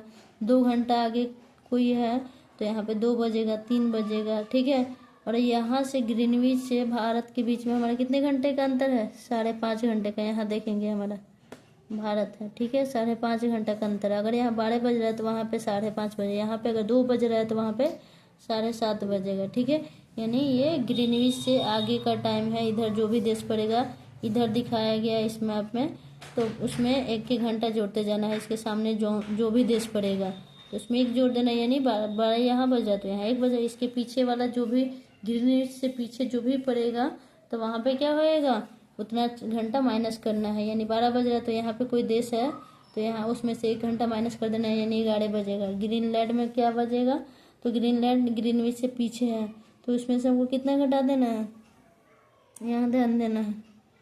ठीक है, वैसे ही संयुक्त राज्य अमेरिका में 7 घंटा माइनस कर देना है। 12 में से 7 घटा देंगे तो कितना हो जाएगा, हमारा मॉर्निंग का 5 बज रहा होगा। ठीक है, अगर ग्रीनविच पे वाला इधर पीछे की तरफ जो देश है उसमें से घटाना है, और उसके आगे ग्रीनविच से आगे होगा तो उसमें +1 +2 करते करते करेंगे। ठीक है, ये हमारा ग्रिड का निर्माण कर रहा है। किसका निर्माण कर रहा है, ग्रिड। अ, ब, स, द, ध से दिखाया गया। ये क, ख, ग, घ, ङ लिया गया, और 1, 2, 3 लिया गया 4। ठीक है, अब ये हमारा ग्रिड का निर्माण कर रहा है। सपोज डेट यहाँ पे हम ले लेते हैं किसको, 26 डिग्री उत्तरी अक्षांश और 90 डिग्री देशांतर। तो ध्रुव हमारा धुबरी का बताना है, लोकेशन कहाँ है। अब आते हैं देशांतर और समय। ठीक है, समय को मापने का सबसे अच्छा साधन पृथ्वी, चंद्रमा एवं ग्रहों की गति है। ठीक है, सूर्योदय एवं सूर्यास्त प्रतिदिन होता है, डेली होता है। ठीक है, सनसेट और सनराइज और सनसेट। ठीक है, अतः स्वाभाविक ही है कि पूरे विश्व में समय निर्धारण का सबसे अच्छा साधन है। कौन सा, सनसेट और सनराइज। आगे बढ़ते हैं।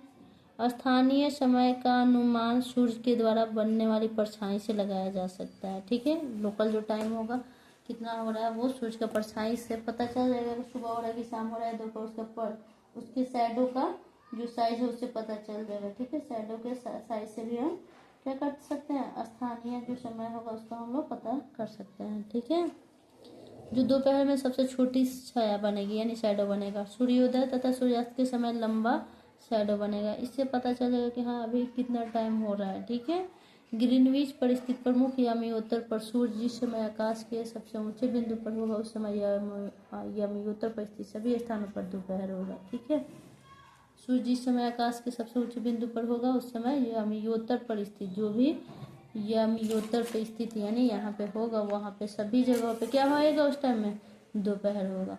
ठीक, हमारा यामियोत्तर यहाँ पे है, ग्रीनविच पे जो स्थित है। ठीक,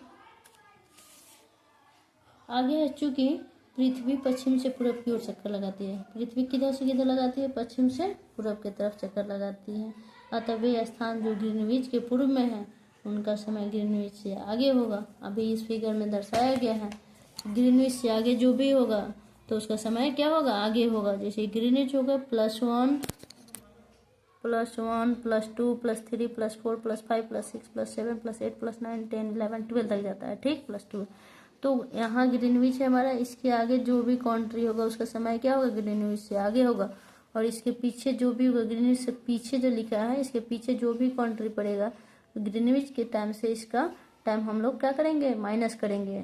अगर यहाँ पे है तो 1 घंटा माइनस कर देंगे, यहाँ पे जो कंट्री पड़ेगा वहाँ 11 बज रहा होगा। अगर ग्रीनविच पे 12 बज रहा है तो उस टाइम में इसके पीछे जो कंट्री होगा वहाँ पे 11 बजेगा। यहाँ पे जैसे हमारा भारत में देखेंगे तो +1 2 3 4 5 और इसके बीच में है, तो इसलिए यहाँ पे क्या पड़ रहा है, यहाँ दिख रहा है 5.5 घंटा आगे है हमारा भारत का टाइम ग्रीनविच से।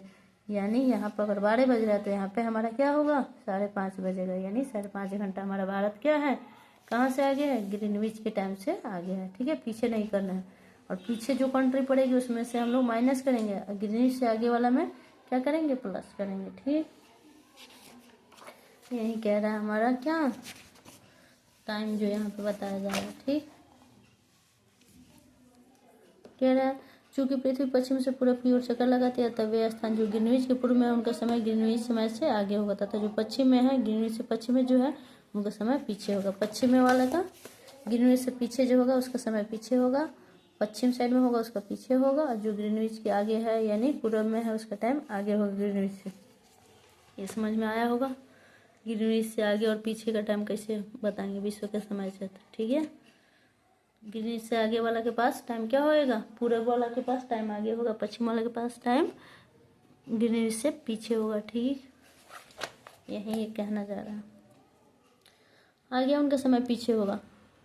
आगे है समय के अंतर ही की गणना, समय के अंतर की दर की गणना निम्नलिखित विधि से की जा सकती है। पृथ्वी लगभग 24 घंटे में अपने अक्ष पर 3 से 60 डिग्री घूम जाती है। ठीक है, अपने अक्ष पर 360 घंटा 24 घंटे में अपना पूरा कर लेता है कौन, पृथ्वी। ठीक, अर्थात वह 1 घंटे में 15 मिनट, कितना, 1 घंटे में कितना घूम लेता है, 1 आवर में 15 मिनट। ठीक, 4 मिनट में 1 डिग्री का एंगल बनाता है, कितना का, 1 डिग्री घूमती है, कितना घूमती है, 4 मिनट में। 1 घंटे में 15 मिनट, 1 घंटे में कितना होता है, 60 मिनट। ठीक, तो 1 घंटे में कितना, 15 चौका 60। ठीक है, तो 4 मिनट में कितना, 1 डिग्री घूम जाती है हमारी पृथ्वी। इस प्रकार जब ग्रीनविच में दोपहर के 12 बजते हैं तब ग्रीनविच से 15 डिग्री पूरब में समय होगा कितना, 60 मिनट, 15 × 4 यानी 60 मिनट, अर्थात ग्रीनविच समय से 1 घंटा आगे, अर्थात वहाँ दोपहर का 1 बज रहा होगा। ठीक, अगर वहाँ पे 12 बजते हैं, कहाँ, ग्रीनविच में दोपहर के 12 बजते हैं, तो ग्रीनविच से 15 मिनट पूर्व में जो, यानी उस ग्रीनविच से 15 डिग्री आगे में कोई, उसके पूर्व में कोई कंट्री होगा, वहाँ पे क्या बज रहा होगा, 1 बज रहा होगा दोपहर का। 15 × 4 1 मिनट में, 1 डिग्री में 4 मिनट, तो 15 डिग्री यानी 15 डिग्री यानी 15 × 4 यानी 60 मिनट हुआ। 60 मिनट यानी 1 घंटा। 1 घंटा आगे बढ़ा देना है ग्रीनविच से। ठीक है, 15 डिग्री आगे जैसे गया ग्रीनविच से 15 डिग्री पूरब का मतलब, 15 डिग्री पूरब का मतलब ये हमारा ग्रीनविच हुआ, यहाँ से 15 डिग्री पूरब लिखा रहता है, यानी पूर्व मतलब आगे, अब पश्चिम यानी पीछे, तो आगे यानी क्या, यहाँ अगर 12 बज रहा है तो 15 डिग्री आगे हुआ तो क्या बज रहा होगा, 1 बज रहा होगा। ठीक, वहाँ दोपहर का क्या होगा, 1 बजेगा, और वहाँ दोपहर का 1 बजा होगा। ठीक है, लेकिन ग्रीनविच से 15 डिग्री पश्चिम का समय ग्रीनविच समय से 1 घंटा पीछे होगा। पश्चिम यानी पीछे, ये हमारा ग्रीनविच हुआ, इससे पश्चिम 1 घंटा पश्चिम यानी 1 घंटा पीछे, यानी अगर यहाँ ग्रीनविच में 12 बज रहा है तो इसके पीछे 1 घंटा पीछे जाएंगे तो क्या बजेगा, 11, और इससे 1 घंटा आगे जाएंगे तो पूरब की तरफ जाएंगे तो 1 बजेगा। ठीक है, तो यहाँ क्या बजेगा, ग्रीनविच से 15 डिग्री पश्चिम का समय, ग्रीनविच समय से 1 घंटा पीछे होगा। ठीक, 15 डिग्री पश्चिम का मतलब ग्रीनविच से 1 घंटा पीछे कर देना है समय को। वहाँ सुबह के 11 बजे होंगे। ठीक है, दोपहर नहीं कह सकते क्योंकि 12 बजे के बाद वाला समय दोपहर में आता है। 12 बजे क्या बोलते हैं, 12 बजे का दोपहर। ठीक है, 12 बजे दोपहर हुआ, उसके बाद वाला समय 1 बजे यानी दोपहर, लेकिन 12 बजे से पहले मॉर्निंग का टाइम दिया जाएगा। ठीक, इसी प्रकार जब ग्रीनविच पर दोपहर के 12 बजे होंगे उस समय 180 डिग्री पर मध्य रात्रि होगी। क्या होगी, 15 डिग्री पे 1 बज रहा है, 1 बजे का दोपहर हो रहा है, तो 180 डिग्री पे कितना हो जाएगा, 15 डिग्री में मतलब 1 घंटा घूम गया।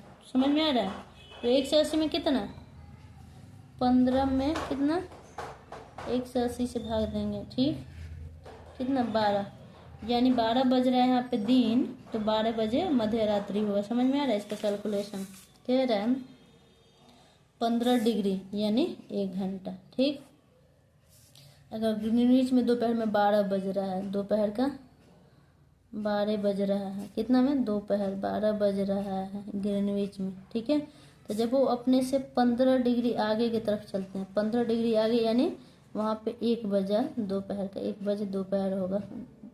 जो भी देश ग्रीनविच से 15 डिग्री आगे होगा वहाँ पे दोपहर का 1 बजेगा। लेकिन जब 180 डिग्री आगे होगा यानी 12 बजेगा रात, 12 बजे रात होगा वहाँ पे। ठीक, 180 डिग्री आगे यानी 12 बजे का रात होगा। ठीक है, 12 बजे दिन हो रहा है ग्रीनविच पे, तो ग्रीनविच से 180 डिग्री आगे जाना यानी उसके पूरब की तरफ जाना यानी मध्य रात्रि यानी मिडनाइट यानी 12 बजे रात। ठीक है, इसी प्रकार जब ग्रीनविच पर दोपहर के 12 बजे होंगे तो उस समय 180 डिग्री पर क्या होएगा, 180 डिग्री यानी 12 घंटा, 12 घंटा यानी 12 बजे दिन से रात के 12 बजे यानी मध्य रात्रि मिलेगा। ठीक, समझ में आया होगा ये वाला कैलकुलेशन यहाँ से यहाँ तक। ठीक है, यहाँ से लेके यहाँ तक का हमने बताया।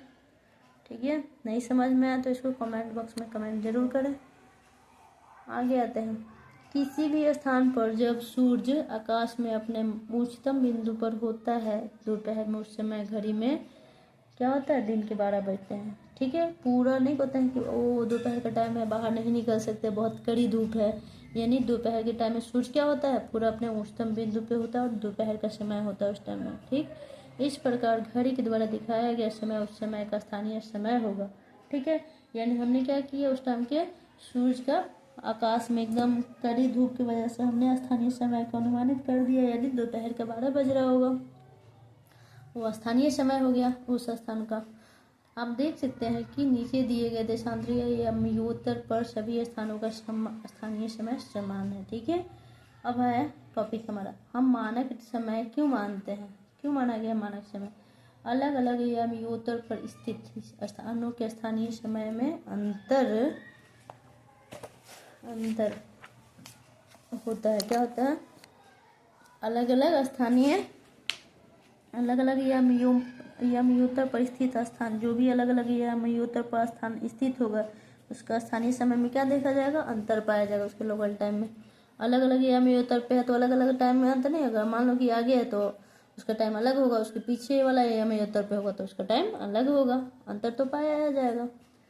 आगे पढ़ते हैं, उदाहरण के लिए बहुत से देशांतरों से होकर गुजरने वाली रेलगाड़ियों के समय सारणी तैयार करना कठिन होगा। ठीक है, भारत में गुजरात के द्वारका तथा असम के डिब्रूगढ़ के स्थानीय समय में लगभग 1 घंटा 45 मिनट का अंतर होगा। ठीक है, क्योंकि वो अलग अलग या मध्योत्तर पे स्थित है, इस वजह से वहाँ का जो क्या होएगा, जो वहाँ का स्थानीय समय होगा उसमें अंतर देखने को मिलेगा। इसलिए यह आवश्यक है कि देश के मध्य भाग से होकर गुजरने वाली किसी या मध्योत्तर के स्थानीय समय को देश का मानक समय माना जाए। क्या कह रहा है कि आवश्यक है कि देश के मध्य भाग से होकर, मध्य भाग यानी ये जो बीचों बीचों है, ठीक है, ये रहा, इसको क्या किया गया है, इसीलिए इसको क्या माना गया है, मानक या मध्योत्तर। ठीक है, जिसको यहाँ पर फिगर में दिखाया गया है। ठीक, यहाँ पे प्रमुख या मध्योत्तर, यहाँ से आगे पीछे जाने पे इसके समय में अंतर देख लेंगे। ठीक है। इसलिए कह रहा है कि इस समयोत्तर रेखा के स्थानीय समय को पूरे देश का मानक समय माना जाता है। ठीक है, भारत में 82.5 यानी 82.5 डिग्री पूरब, ठीक है, पूरब की तरफ कह रहा है, पश्चिम की तरफ नहीं, और यानी 82.5 डिग्री पूरब को मानक यामयोत्तर माना गया है। प्रमुख यामयोत्तर पूछे तो 0 डिग्री, ठीक है, प्रमुख यामयोत्तर तो 0 डिग्री, और भारत का मानक यामयोत्तर पूछे तो आंसर क्या करना है, 82.5 डिग्री पूरब, 82.5 डिग्री पूरब। 0 डिग्री को क्या बोलेंगे, 0 डिग्री को बोलेंगे प्रमुख यामयोत्तर। और भारत का मानक यामयोत्तर किसको माना गया है, 82.5 डिग्री 82.5 डिग्री पूरब को भारत का मानक यामयोत्तर रेखा माना गया है। इस यामयोत्तर के स्थानीय समय को पूरे देश का मानक समय माना जाता है। पूरे देश का मानक समय इसी को भारत में है तो यहाँ के पूरे देश के लिए स्थानीय समय यही निर्धारित करेगा। ठीक, इसे भारतीय मानक समय के नाम से जाना जाता है। ठीक है, क्योंकि ये भारत का मानक यामयोत्तर है इसलिए इसको भारतीय मानक समय के नाम से भी जाना जाता है। भारतीय मानक समय पूछा जाएगा कितना डिग्री पे है, 82.5 डिग्री पूरब को माना गया है। ठीक, अब आते हैं कबीर भोपाल के निकट एक छोटे से नगर में रहता है। ठीक, वह अपने मित्र आलोक से कहता है कि वे लोग आज रात्रि में नहीं सो पाएंगे। भारत एवं इंग्लैंड के बीच एक क्रिकेट मैच लंदन में 2 बजे अपराह्न में शुरू होगा। ठीक है, अर्थात भारत के समय अनुसार मैच शाम के 7:30 बजे शुरू होगा। लंदन में 2 बजे दोपहर में होगा, यानी भारत में शाम के 7:30, क्योंकि हमारा भारत को जो टाइम है वो ग्रीनविच से क्या है, ग्रीनविच के टाइम से 5.5 घंटा आगे है, तो 2 में 5.5 घंटा जोड़ेंगे तो क्या होएगा, 7:30।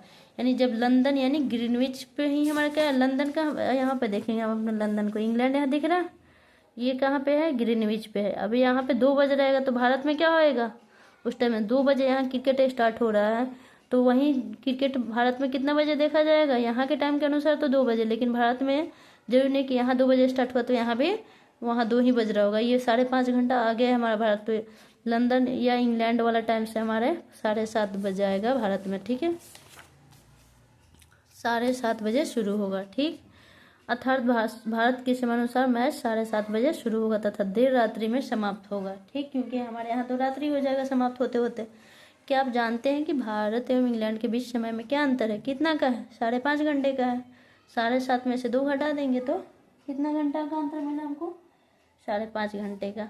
भारत ग्रीनविच के पूर्व 82.5 डिग्री पूरब में स्थित है। भारत कहाँ है, 82.5 डिग्री पूरब में स्थित है। ठीक है, ये डिग्री में है, एक मतलब कह रहा है 15 डिग्री यानी 1 घंटा। ठीक है, तो हमारा 82.5 यानी कितना, 5.5 घंटा। भारत जो है ग्रीनविच से कितना डिग्री पे है, 82.5 डिग्री पे है, यहाँ पे है 1 2 3 4 5, यहाँ पे 5.5 घंटा, और डिग्री में क्या है तो 82.5 डिग्री पे है। कितना पे है, भारत ग्रीनविच के पूर्व में है। ठीक है, पश्चिम में नहीं है, 82.5 डिग्री पूर्व में स्थित है जहाँ, तथा यहाँ का समय ग्रीनविच समय से कितना घंटा आगे मिनट आ गया है, 5 घंटा 30 मिनट आ गया। और कितना डिग्री पूरब में है तो 82.5 डिग्री, इसलिए इसी को भारत का मानक यामयोत्तर माना गया। इसलिए जब लंदन में दोपहर में 2 बजे होंगे तब भारत में शाम का 7:30 बजेगा। समझ आया। कुछ देशों का देशांतरीय विस्तार अधिक होता है जिसके कारण वहाँ के एक से अधिक मानक समय अपनाए गए हैं। ठीक है, कुछ देशों का जो देशांतरीय विस्तार होता है बहुत ज़्यादा होता है जिसकी वजह से वहाँ के अधिक मानक समय अपनाए गए हैं। हमारा मानक समय क्या है, 82.5 डिग्री पूरब। उदाहरण के लिए रूस में 11 मानक समयों का अपनाया गया। कितना मानक समय है रूस में, 11। पृथ्वी को एक घंटे वाले 24 समय क्षेत्रों में बांटा गया। कितने जोन में बांटा गया है, 24 समय जोन में बांटा गया है अर्थ को। इस प्रकार प्रत्येक समय क्षेत्र 15 डिग्री देशांतर तक के क्षेत्र को घेरता है। प्रत्येक समय क्षेत्र कितना डिग्री, एक घंटा में 15 डिग्री, तो 24 घंटा में 12 घंटा में 180।